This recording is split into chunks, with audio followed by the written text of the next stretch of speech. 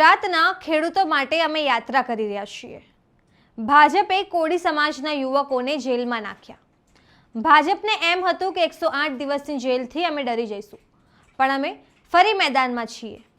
આ વાત કહી છે આપ નેતા પ્રવીણ રામે। નમસ્કાર, હું છું ચંદ્રિકા પુત્રી નિરાલી। આપની પરિવર્તન લાવો ખેડૂત બચાવ યાત્રામાં પ્રવીણ રામે ભાજપ પર પ્રહાર કર્યા છે। આવો સાંભળીએ પ્રવીણ રામે શું કહ્યું। અત્રે ઉપસ્થિત આ યાત્રાની અંદર તમારા ગામની વચ્ચે આવ્યા છે ત્યારે ઉપસ્થિત તમારે મંચસ્થ તમામ મહાનુભાવો, માનનીય બ્રિજરાજભાઈ કે જે યુવાનોની અંદર એક મનગમતું નામ છે અને અત્યારે દરેક જગ્યાએ યુવાનો એમને સાંભળવા માટે તત્પર હોય એવા બ્રિજરાજભાઈ સોલંકી હોય, જિલ્લાની અંદર ખૂબ મજબૂતીથી આમ આદમી પાર્ટીને મજબૂત કરી રહ્યા છે અને સમય અત્યારે જ અમારે રસ્તામાં વાત થતી હતી કે અત્યારે સમય આપવો બહુ અઘરી વાત છે, તો એવો સતત સમય આપીને જિલ્લાને મજબૂત બનાવવાનું જે કામ કરી રહ્યા છે એવા તેજસભાઈ ગાજીપરા, જેમના ઘરાંગણે છે, જેમના આપણે મહેમાન બન્યા છે એવા ભરતભાઈ શાકરિયા અને આપ સૌ ઉપસ્થિત મંચસ્થ તમામ મહાનુભાવો। વિશેષ સમય વધારે નહીં લઉં કારણ કે ભાઈએ કીધું કે તમે તો બધાએ જમી લીધું છે ને, અમારે જે હવાનું બાકી છે। મારે તો હારું નસીબમાં જ ખબર નહીં હું માથાકૂટ છે। જેલમાં હતો તો બપોરનું જમવાનું 8 વાગ્યામાં આવતું હતું ને અહીંયા 3 વાગે જ ભેગું નથી થયું।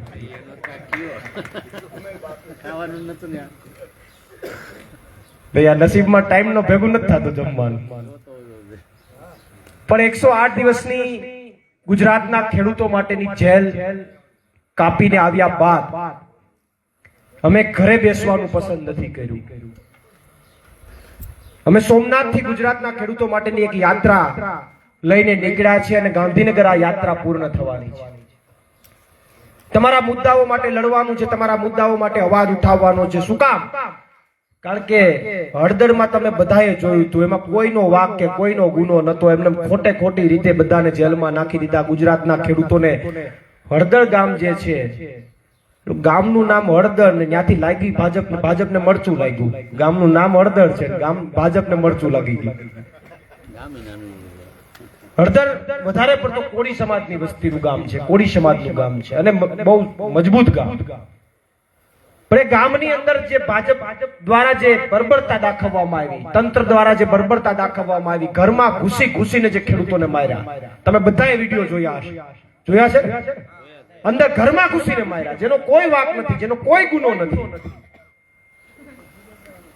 ખેડૂતો ઉપર આંસુ ગેસના ગોળા ફેંકી દીધા। લાઠીચાર્જ, લો એન્ડ ઓર્ડર અમે સમજીએ છીએ ભાઈ, લો એન્ડ ઓર્ડર સાચવવાની વાત હોય તો એમાં કોઈ ગુજરાતના નાગરિક તરીકે અમે સાથે છીએ, પણ ઘરમાં ઘૂસીને મારવા ઈ કયો લો એન્ડ ઓર્ડર? ક્યાં કાયદો અને વ્યવસ્થા? કઈ બુકમાં લખેલું છે કે ઘરમાં ઘૂસીને કોઈને મારવા? કોને સત્તા આપી છે? તો આપણે નજર સમક્ષ જોયું છે, આખું હળદરમાં જે ઘટના થઈ આપણે બધાએ જોઈ છે અને આ ઘટના એવું નહીં દર 6 મહિને થાય છે, તમે બધાએ જોશો। હમણાં થોડા સમય પહેલા કોળી સમાજના એક યુવાન નું મૃત્યુ થયું ત્યારે જે સુરેન્દ્રનગરની ઘટના, એમાં પણ મારા ખ્યાલથી કેટલા 50, 60, 70 જણાને કોળી સમાજના અનેક યુવાનોને જેલમાં નાખી દીધા। 92 વિછિયાની ઘટના, 92 જેટલા યુવાનોને કોળી સમાજના લોકોને જેલમાં નાખી દીધા। આ હળદરમાં પણ મારી સાથે અમે 56 જેટલા લોકો જેલમાં હતા, એમાં દરેક સમાજના, ભરવાડ સમાજના હતા, કોળી સમાજના હતા, તમામ સમાજના ખેડૂતો તેમાં હતા, પણ જેનો કોઈ ગુનો નતો, જેનો કોઈ વાક નતો, એ બધાને જેલમાં નાખ્યા। જે પથ્થર મારવા વાળા હતા એ એકેયને એફઆઈઆર ન કરી, એની ઉપર એકે ઉપર ફરિયાદ ન કરી, ભાજપના માસીના દીકરા હતા, એના ઉપર ફરિયાદ હું કામ ન કરી? જેને પથ્થર મારવામાં જે વિડીયોમાં દેખાય છે એની એકે ઉપર ફરિયાદ નથી, અને જેને જેલમાં નાખી દીધા એ એકે પથ્થર ફેંકવામાં નથી લ્યો। આવી તો મેં પહેલી વાર ઘટના જોઈ, પણ એનું કારણ એ હતું કે આખી ઘટના પૂર્વ આયોજિત હતી। ગુજરાતના ખેડૂતોને જેલમાં નાખી દેવા, અમને જેલમાં નાખી દેવા, એટલે ગુજરાતના ખેડૂતો માટે કોઈ અવાજ ન ઉઠાવે, કોઈ લડવા ન નીકળે, જેલમાં જતા રહે તો એનું મોરલ તૂટી જાય, એ તૂટી જાય એટલા માટેની આખી પૂર્વ આયોજિત ઘટના ભાજપ દ્વારા કરવામાં આવી।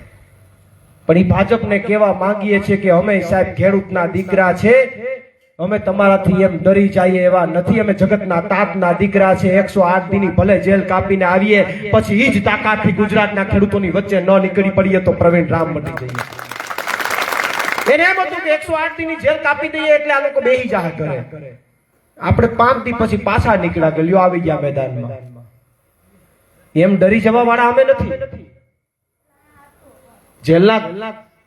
જેલની યાતનાઓ, જેલની પીડા ખૂબ હોય. એમને જેલ કાપવી કે ઈજી નથી. ઈ તો જે ગયા હોય એને ખબર હોય. ગયામાં કોઈ 2-5 દીએ કોઈ આટો માર્યો મામાને ઘરે કે કોઈ નથી ગયું? કેટલા દી? 10 દી, 10 દિવસ. ક્યાં, કઈ જેલમાં હતા? પોપટપરામાં હતા. વાહ ભાઈ વાહ. પોપટપરા રાજકોટની જેલ છે. રાજકોટ જેલ છે એ એવું કહેવાય, અને વાસ્તવિક વાત છે, કહેવાય એવું નહીં. રાજકોટ જેલ એટલે કે આખા ગુજરાતની સૌથી કડકમાં કડક કોઈ જેલ હોય. એટલે બધી જેલો, લગભગ 52 જેલ છે, 52 કે 56 તેજસભાઈ, એ બધી જેલનો કોઈ બાપ હોય તો એ રાજકોટ જેલ. રાજકોટ જેલ અઘરી જેલ, એના નિયમો અઘરા, બધું અઘરું ત્યાં. એટલે તમે ત્યાં જઈને આવ્યા છો એટલે તમને તો અનુભવ રાજકોટ જેલનો છે. ત્યાં અમે 3 મહિના કાઢ્યા, તમે 10 દિવસ રહીને આવ્યા છો. પણ જેલમાં જે વ્યક્તિ જાય, જે યાતના પડે, એ પણ વગર કારણોસર, તમે કોઈ ગુનો ન કર્યો હોય, તમે કોઈ વાંક ન હોય, તમે કઈ ખોટું ન કર્યું હોય, અને છતાં જેલમાં જવું પડે. 4 દિવાલ વચ્ચે રહેવું પડે. સવારમાં 7 વાગે, આ ભલે 9 વાગે ઉઠતા હોય, સવારમાં 7 વાગે ઉઠી જવું પડે. સિપાહી આવે કાલો ઉઠો, જોડી જોડીને બેહો, એટલે જોડી જોડીને બેહવાનું. જોડી જોડીમાં એટલે 2-2 જણાની જોડીને બેહવાનું. એટલે તમને ગણે 1 2 3 4 બરોબર છે ને. 38 જેટલો માલ પડ્યો તો 38 નો માલ છે ને, ઘેટો હોય તો નથી ને, એ ચેક થાય. એટલે સવારમાં 6 વાગે, હાથ ને એમ તો 6 વાગે ઉઠાડે. પછી તમને ત્યાં કોઈ ફાંસીએ ન ચડાવી દે, બધું આપે તમને. ચા આવે, નાસ્તો આવે, એ ભાવે ન ભાવે એ પછીનો પ્રશ્ન છે, પણ આવે ખરું મટીરિયલ. અને 7 સાડા 8 કે 8 થાય એટલે બપોરનું જમવાનું આવી જાય. હા, બપોરનું જમવાનું. આ તમને કહું, તમે કોઈ ન ગયા હોય તો અત્યારે થોડીક માહિતી આપી દો. 7 થી 8 વાગ્યામાં બપોરનું જમવાનું આવે. ઈ તમારે જમવું હોય કે ન જમવું હોય ઠીક છે, બાકી રાખીને મૂકી દો. બપોરે 12-1 વાગે તમારે જયારે જમવાનું હોય ત્યારે જમી લેવાનું. પણ એ 8 વાગ્યાની આવેલી રોટલી, એ જેલની રોટલી, 12 વાગે ખાવા બેહો તો શું હાલત થાય મને કયો? એ જેલની રોટલી પાછી ઈ ખેતવામાં ધાંધિયા થાય. પછી પાછા 12 વાગે તમને ઓલા આપણે જેમ ઢોરને વાડામાં પૂરીએ ને એમ 12 વાગે પાછા તમને અંદર પૂરી દે. એટલે કે બંદી થઈ જાય, શબ્દ વપરાય બંદી. એટલે 12 વાગે બધાને પકડીને પાછા પૂર દે હવના વાડામાં. 3 વાગ્યા સુધી રાખે. 3 વાગ્યા પછી પાછું તાળું ખોલે. એ પછી બહાર કેમ બહુ ફરવાનું ન હોય, થોડી ઘણી જગ્યા હોય એટલે આમ રહેવાનું. 3 વાગે પાછો ચા આવે રૂંઢાનો, અને 3:30-4 વાગે હાંજનું જમવાનું આવી જાય. 3:30-4 વાગે ઈ જમવું હોય તો ત્યારે જમી લેવાનું, ન જમવું હોય તો રાખીને મૂકી દો. સાંજે જમી લેવાનું. રોટલી તૂટે ન તૂટે એ તમારા નસીબ, ભાવે ન ભાવે એ તમારા નસીબ. ત્યાં વઘાર અલગ થાય. અહીંયા આપણે તેલનો વઘાર મારીએ, અહીંયા તેલનો વઘાર ન હોય. એ દુનિયા અલગ છે, ત્યાં પાણીનો વઘાર હોય. ત્યાં તમારે અલગ સબ્જી બને પાણીના વઘારની, એનો ટેસ્ટ અલગ હોય. તો આવી બધી જેલની દુનિયા છે. પછી 6 વાગે પાછા તમને બંધ કરી દે. બીજા દિવસે 7 વાગે 6 વાગે કાઢે, એટલે આખી રાત રહેવાનું.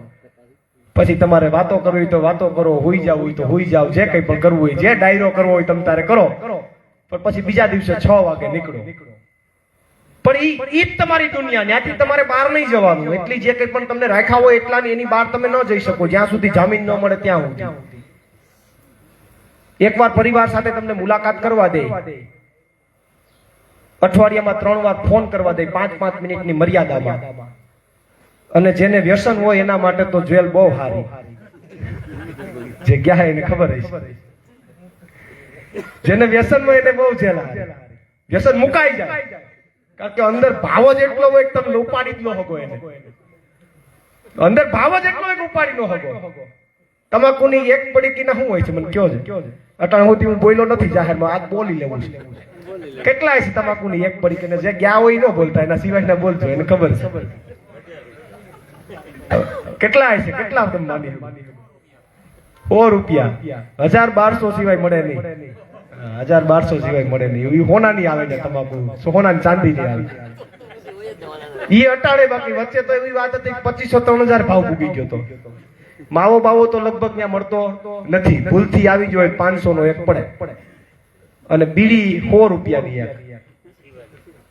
એક આખી ઓલી એક જ બીડી આખું તમારે બંડલ નહીં એક બીડી 100 રૂપિયાની જેલમાં આપણે આમ બાર વાતો કરતા હોય કે પૈસાના ઝાડ થોડા હોય જેલમાં હકીકતમાં પૈસાના ઝાડ હોય આપણે બાર એવી વાતો કરીએ પૈસાના ઝાડ થોડા છે મારા ઘરે જેલમાં પૈસાના ઝાડ થાય હકીકતમાં પૈસાના ઝાડ થાય એક ઝાડ મહિને નહીં હોય નહીં તો 20-30 હજાર રૂપિયા ખેડતું હોય છે હેઠે પૈસા પડે ઝાડમાં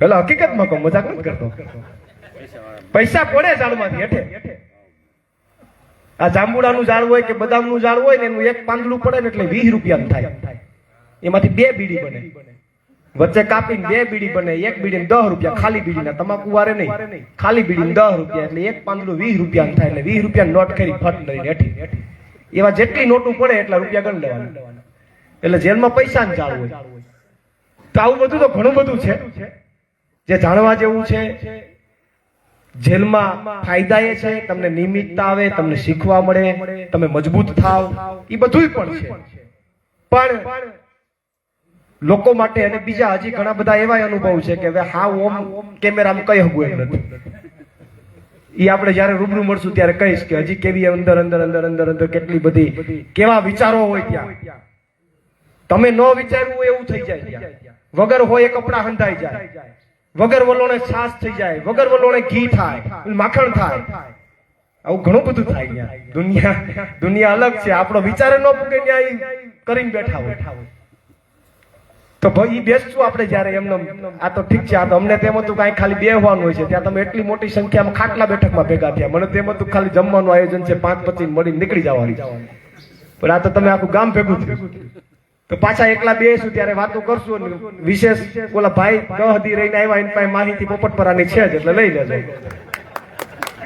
એટલે વિશેષ બીજી કોઈ ચર્ચા ન કરતા આપ સૌને હું આભાર માનું છું અને આજે ખેડૂતો માટેની યાત્રા લઈને નીકળ્યા છે ગાંધીનગરની અંદર એમાં આપ સૌ અત્યારે અમને સમર્થન આપવા માટે અને આશીર્વાદ આપવા માટે આવ્યા એ બદલ તમારો આભાર પણ માત્ર આભારથી પૂરું નથી થવાનું માત્ર સારું લાગવાથી પૂરું નથી થવાનું અમે સારું લડીએ છીએ અહીંયાથી નીકળી જશો એનાથી પૂરું નથી થવાનું અમે તમારી પાસે એટલી જ અપેક્ષા રાખીને આવ્યા છે કે આવનારી તાલુકા પંચાયત અને જિલ્લા પંચાયતની અંદર હવે આ કમળગટ્ટાઓને કાઢો અને આમ આદમી પાર્ટીને તક આપો એ વિનંતી કરવા આવ્યા કારણ કે આપણે નવરા નથી કે સવારે ઉઠીને જેલમાં જઈએ આપણે ખેડૂતના દીકરા છે સવારે ઉઠીને આંદોલન જ કરવા એ નથી કરવું હવે ફેરવી નાખો ને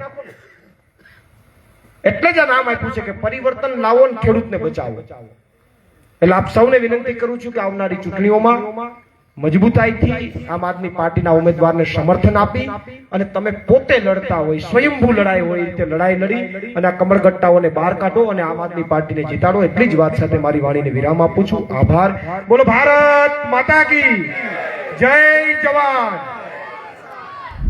તો જેમ તમે પ્રવીણ રામની વાત સાંભળી તમે તેમની વાતથી કેટલા સહેમત છો આપની યાત્રા વિશે શું વિચારો છો કમેન્ટ કરીને જણાવો અત્યાર માટે બસ આટલું જ સમાચારને લગતી વધુ અપડેટ્સ માટે અમારી વેબસાઇટ www.gujaratplus.in પર પણ માહિતી મેળવી શકો છો ધન્યવાદ